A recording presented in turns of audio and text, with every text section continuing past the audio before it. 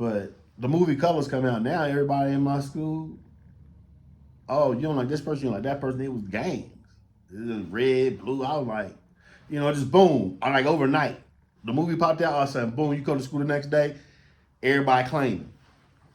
So, we go through that for eighth grade. I'm not no part of that. I was just shocked. Like that's where it happened in my city, eighth grade. So ninth grade pop off. Now I'm an athlete. My mama had never let us play sports before. You see what I'm saying? Because she wasn't coming to none of the games. You see what I'm saying? She told us like because when I was in first or second grade, I was in t-ball. My dad had me in t-ball. You know what I'm saying? As soon as he left, oh yeah, so did the baseball. Like my mom wasn't having that. She like, I ain't going to no games, nigga. I gotta go to the club. You know what I'm saying? I'm hopping on. You know what I'm saying? So ninth grade, I played basketball. She wouldn't let me play football. I always wanted to play football. You see what I'm saying? My coaches always begged me to play football. You know how you that PE star, and them coaches see that shit. They go to your parents and like, hey, but mama wasn't having it. So ninth grade, I'm playing basketball. Well, 10th grade, pop off. She like, hey, look, you can play any sport whatever you want. What? Hey, look, yeah, that's cute, but I gotta go to work. We're broke. Mind you, I'm living in low income. I'm wearing Walmart's clothes, Payless shoes. I'm getting clowned. I ain't getting no play. Man, I get a girl, she cheat on me with the popular kid. I get a girl, she cheat on me with the popular kid. I'm broke. So 10th grade rolled around, nigga, I'm going to work. I ain't fuck a football, nigga.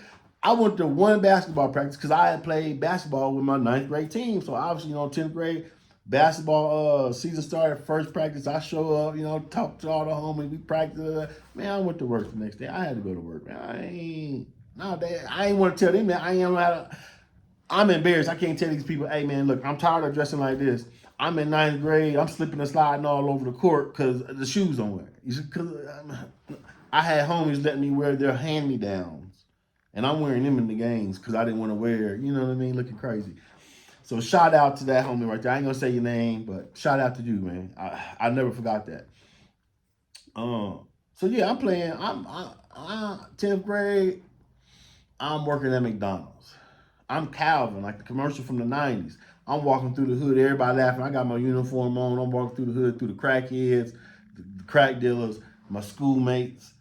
They're supposed to be in school, but they on the block already. So they on the block smoking blunts, making money, showing me fat knots, laughing at me. You know what I'm saying? I get a paycheck. I work 2 weeks, $4 an hour. I get a motherfucking paycheck looking crazy. And they put 10 times that in their pocket. You see what I'm saying? So 11th grade, well, take that back. 11th grade, yeah, take that. 11th grade, my brother graduates and he goes on to the military.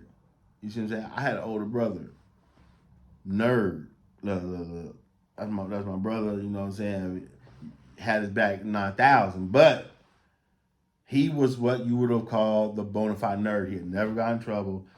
Straight A's all through school. Jumped 2 grades. Like he was just all that. You know what I'm saying? But he didn't get to. They wanted him to jump 2 grades. My mama wouldn't let him. My mama, nonetheless, this ain't no dog on my mama kind of thing, but it's just, it is what it is. I'm telling my story. So, man, he go to the military. I'm in 11th grade. I'm like, you know what? I'm going to join the military like my brother, and I'm going to leave here because we're poor. Like, man, we live in low income. We're poor. But what happened was my mama got hooked up with this military cat, and she got married to him, and he moved us onto a hill. Nice home, you know what I'm saying? Had the basement to myself, you know what I'm saying? I'm like, yeah. But I'm working now. I'm not a kid in my eyes. I'm a grown man, so I'm bringing girls in the basement. You know what I'm saying? So senior year roll around, me and my best friend, that when I was living in a low income, he lived across the street. Me and him took the ass back because we was joining the military. We was like, man, we're going to get out of here. We don't, all our homies are gang banging, drug selling. We don't want no part of that. We don't want no part of that. So we're going to go ahead and join the military, just like my brother. Senior year, bro. There's a class called government. And it's almost like a setup. It's called government. You have to graduate with it. You only can take it as a senior, and you only can take it one semester. Like if you flunk it the first semester, you can't take it second semester because the class is packed and you can't get in. So if you flunk it first semester, guess what? You just didn't graduate, brother. I don't care if you had 40 credits. If you didn't pass that class, you was not graduating. Guess what happened to me? Look, me and that teacher, you know what I'm saying? Me and her would go back and forth. And what did it for me was her husband was a hall monitor in my school. Man, he hated me because I used to, look, be in the hallways talking shit to him. He big and fat. I used to dog him out. Da, da. And bam, she failed me. I had her first semester. She failed me, right? But I skipped the part. Before I started my senior year, it's the summer of my, after my junior year, going into my senior year. I'm sitting downstairs playing Nintendo. My mother comes downstairs and says, "Hey, cut the grass." I cut the grass all the time. It's not no thing. I've been cutting the grass since we got up here. It's nothing. I was like, all right, it's middle afternoon. It's like July. It's 150 degrees outside. I was like, all right, I'm going to cut it in the evening like normal, all right, yes, ma'am. She's like, nah, nigga, I want you to cut it right now. I'm like, what? Mama. I said this. I was like, Mama, you know what I'm saying? I understand, you had a couple drinks, you know what I'm saying? But it's too hot outside. I'm going to cut it later like normal. I always cut it, toward the evening like normal. Nah, nigga, I want you to cut it right now. You get out of my house. Like, what? I'm giving you a third of my check. A third. Now, mind you, I'm giving this woman a third of my money as a child. We live on the hill in a house. She's married to a retired military. Why is she even taking any of my money, right? But that wasn't a question until that day. All right, so she said, "Get out." I was like, all right. So I packed my little book bag and my little new clothes I bought from my little McDonald's job, jump in my car, because I had a car at the time, and I go down the hill and never to return.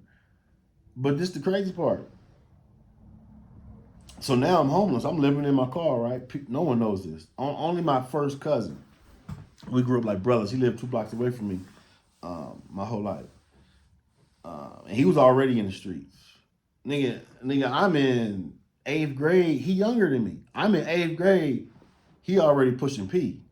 Nigga, he had been trying to get me to push P since we was, cause his his dad, my uncle, my mama's brother. He was what it was. You know what I'm saying? Straight up street nigga. R.I.P. Love him to death. Straight street nigga. You know what I'm saying?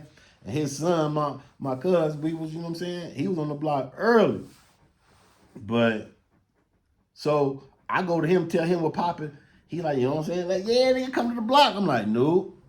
Still ain't fucking with y'all niggas like that. I'll just let you know. So I'm out there sleeping in parks in my car and still going to school. I would go to school. No one would know. You know what I'm saying? No one knew. My teacher don't know what's going on in my head. I just got thrown out the house. I'm living in the streets. You know what I'm saying? Still going to work. Still working at McDonald's.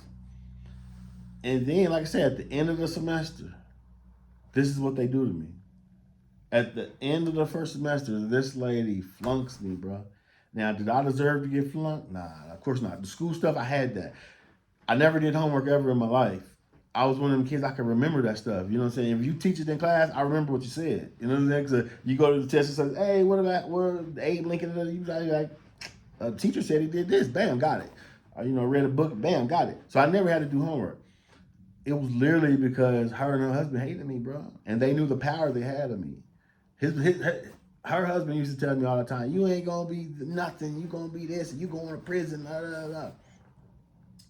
And I used to be looking at him like, this dude is crazy. Like, nigga, I am a smart kid and I ain't part of the streets, but I lived there. And I hung around him. My cousin, I ain't going to say hung around him. My cousin was a street cat, his friends, but my close friends were never street cats. These guys look like And look, I don't do the name calling, but you would think they wanted the passport bros. Like,